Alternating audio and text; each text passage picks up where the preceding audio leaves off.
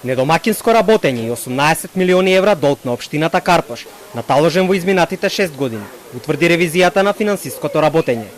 Извештајот на Државниот завод за ревизија утринава е доставен до основното јавно обвинителство, како и до финансиската полиција со цел да се утврди одговорноста за сите нерегуларности. Покрај главниот долг, кој најчесто потекнува од минати години, општината должи и големи суми за дополнителни трошоци.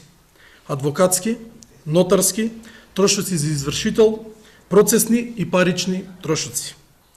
Со овие дополнителни трошоци и обидот да се купи време и да не се подмират обврските, само дополнително се оптеретувал буџетот на општината за камати и трошоци и е постигнат ефект на нерационално трошење на средствата. Ревизорскиот тим утврдил дека во 2014 година сума од околу 2,6 милиони евра обезбедени со кредит, а планирани за инфраструктурни проекти биле потрошени за закрпување на стари долгови на општината. Буџетски пари се трошеле без никакво покритие за финансирање на организации и граѓански здруженија како и кошаркарскиот клуб Карпош Соколи. Типичен пример е бруталното слевање на народни граѓански пари кон кошаркарскиот клуб Карпош Соколи.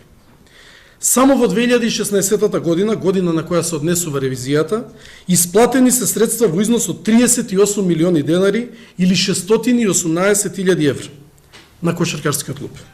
За доделените средства, клубот нема дадено детални податоци за начинот на кој се потрошени парите и колку од нив се потрошени. Пропусти се утврдени и при изградбата на новата општинска зграда.